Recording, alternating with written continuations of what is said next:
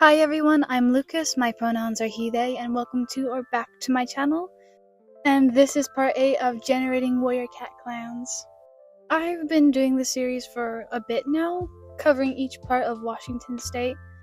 I finished Western Washington warrior cats, and we are halfway through the Cascade region of warrior cats. The clan we'll be looking over today is the deferential and stoic cats of Fog Clan. Next is the story of Fog Clan. The last leader of Fog Clan had an obsession over prophecies and visions, and since there hadn't been any for a couple generations, it was driving her pretty crazy. Very crazy. She was driving out cats for the smallest thing. She would obsess over each new litter that was born, and she didn't mind that some kits were half-clan cats until they weren't useful to her. This is when the new leader, Evening Star, and his deputy, Brunette Throat, started a revolution and driving out the previous leader and her supporters out of the clan. The clan is still adjusting to their new life. It's hard to navigate, especially with interpersonal relationships, as they've been walking around eggshells with everyone until recently. Our leader is Evening Star. He is a blue tom with short fur and gold eyes. He lost a couple of lives during the revolution, though he doesn't have that many scars. He has those on the inside. He's been adjusting okay, and with a deputy by his side, he is slowly getting better. For his design, I wanted to give him his pelt that he has a very faded look like the evening, and to have a star on his head for the symbol of being a leader, and because, the stars are in the sky. So I just thought that was kind of cool. The deputy is Brunette Throat. They're a red classic tabby she-cat with curly fur and yellow eyes. It was Brunette Throat's idea for the revolution, bringing as many cats to her side, the side of freedom. Though it was hard and she had to fight against her own parents, she struggles how to think. Unlike her parents didn't hesitate to fight her. She and Evening Star have been helping each other out with their struggles, though. Alrighty, we have our medicine cat, Vulture Stream. They're a short-haired black and red mackerel tortie she-cat with yellow eyes. Vulture Stream has been stressing out. A new prophecy has arrived, and it's not good. She doesn't understand what it is about. It goes, break the infected cavernous roots. Destroy the suffocating vines on the weeping tree. What does this mean? Have they been wrong about the other clans? She doesn't know, and she needs to tell the other medicine cats, and maybe she'll start asking for help more often. So next up, we have our warriors. First up is Moonpelt, a black tom with short fur and yellow eyes. Right now, and for a while, he's been a very sad cat. He lost his son because the previous leader took him and his other kits away after finding out that they were half-clan cats and they weren't special. Evening Star is trying to help him, but there isn't enough info on where she took the kits. He'll have to ask the other clan leaders and Star Clan, and hopefully they'll find him. Gadwell Tuft is a short-haired blue tom with green eyes. He's a tired tom. He's stressed out and is worried that this isn't the end for the previous leader's reign, and is worried about his kids growing up in a safe environment. He knows that Vulture Stream has gotten a message from Star Clan, but he doesn't want to force it out of her. But he is waiting patiently. Doveleg is our next warrior. He is a sparse-haired blue tom with gold eyes. Both him and his brother Gadwell Tuft both recently became fathers, and in the recent moons, and he couldn't be happier. They can help each other out, they can babysit for each other, and so the girls can go on their break and chill out. But his brother is too busy overthinking and brooding about almost everything, and he wishes that he could just relax. Lighttail. He is a curly-haired white tom with copper eyes. An old tom, Lighttail has always enjoyed hunting and running, hence is not retiring. Him and his grandson are the only ones left in his family, as all the others had left with the previous leader. Lighttail is trying to do his best and to be a good guardian for his grandson, but he'll be a warrior soon. And he couldn't be prouder. He just wishes he could have been there for him more when he was younger. but they need to be in the present and not stuck in the past. Alrighty, lastly for our warriors is Squirrel Nose. They're a short-haired red-spotted tabby she-cat with hazel eyes. Squirrel Nose is the sister of Burnett Throat. She feels a bit conflicted about her sister being deputy. She and her sister have a very conflicting relationship. Squirrel Nose has always been closer to her parents, and she usually got the stuff that she wanted because she worked for it. But, well, so did Burnett Throat. But she was often ignored and seemed incompetent. And because of that, Squirrel Nose was shocked to see her sister outsmart her, and she still thinks that people chose her over her sister because she worked harder and is smarter. She still believes the made-up ideas of her sister, and never actually gets to know who she is as a person.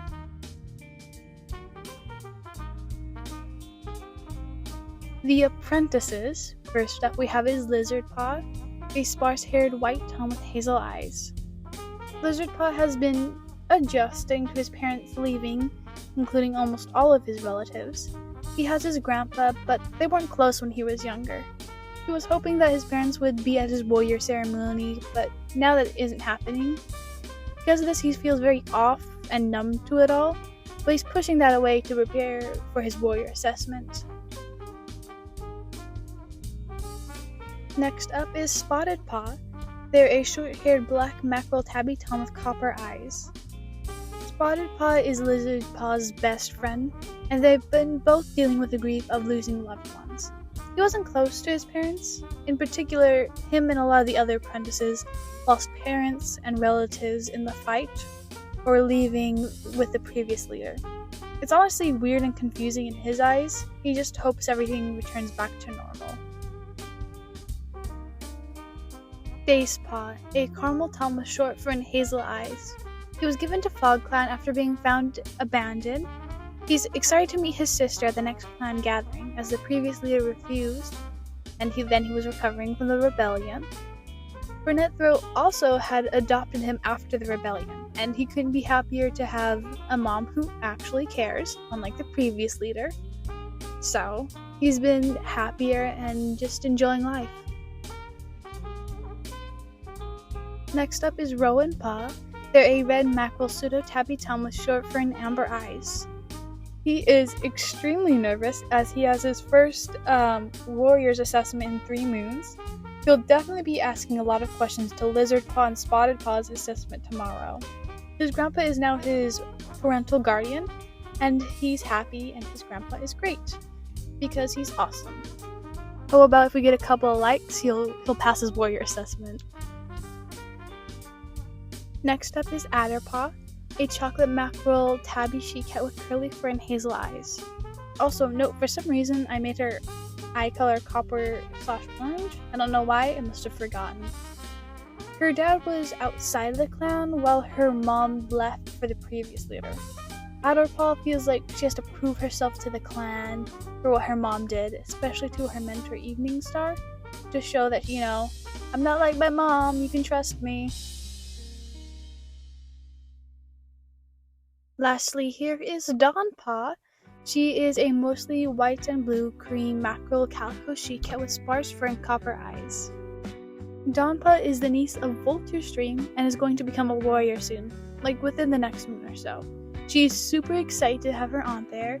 She wants to prove herself as a great warrior and how helpful she can be to her aunt and to everyone there. Up next is our queens. First off, we have this Black Blaze, a black and red mackerel tortoise she-cat with curly fur and orange eyes. Black Blaze lost her sister in the rebellion. Though now she is in Star Clan, her guilt is immeasurable. Her mate Gadwell Tuft is always there when she needs a break and to have a walk to clear her mind, because it's really hard losing a family member, especially when it's like your own sister, like a twin, But she did name her kits after the people who lost their lives in the rebellion. Well, cats, actually.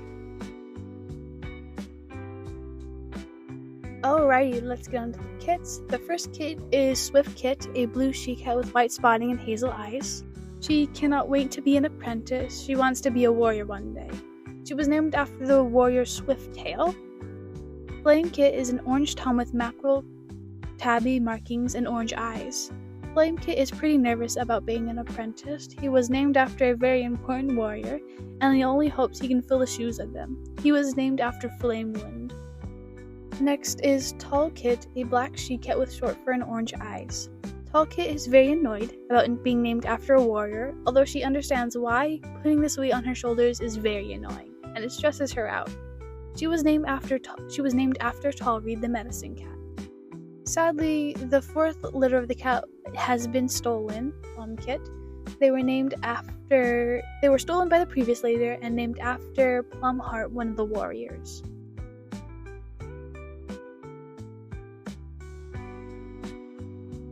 Next up is Junko Stripe, a black she-cat with short fur and green eyes. I changed her eye color, by the way. Junko Stripe was forced to be a medicine cat apprentice when she was younger. She knew this role wasn't meant for her, and it was meant for Vulture Stream. And after a bit of fighting, she went back to being a warrior. She and Vulture Stream did have very late assessments on theirs because it took so long for them both to be taught. But in the end, it made them and Vulture Stream a lot closer, and they became good friends. Junko Stripe's kit is Rush Kit, a black tom with heavy white spotting, short fur, and yellow eyes. Rush Kit was named after the warrior Rush River. Although he thinks it's cool that he was named after a warrior, he doesn't care about living up to his name or anything. Even though the other people are like, oh, you should live up to him. You should be like similar, you know, you're just gonna be so similar. And he's just like, no. Alright, let's get on to our 3 ornery elders. First up we have is Furtail, a long-haired blue tom with gold eyes. Furtail is worried. No prophecies? That wasn't a thing back in his day. They had prophecies all the time. His grandkids, Gladwell, Tuft, and Doveleg aren't a part of any prophecy, but his great-grandkids might, considering how odd Vulture Stream has been acting.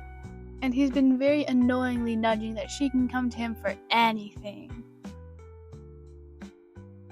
Lion Leg, a short-haired red mackerel pseudo-tabby tom with amber eyes. Lion Leg believes Ro and Paul will be a part of whatever vision or prophecy Vulture Stream is having. His grandkids are great, so why would StarClan choose them? I mean, they come from an awesome family line. So he and the other elders have been slowly nudging Vulture Stream into telling them. All of them have been very much bothering her and distracting her from her duties, her usual. Starling Feather, a short-haired black and red mackerel tortoise she-cat with gold eyes. Starling Feather is slowly nudging her younger cousin about her vision. She is more than ready to help. Take on the responsibility. But Vulture Stream seems keeping it close to her chest, and that kind of worries her, because she's very usually open about these things, specifically to Starling Feather. Alrighty, FogClan is finally finished. I can't believe I've gone this far.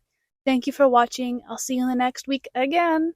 Have a wonderful day and please like and subscribe.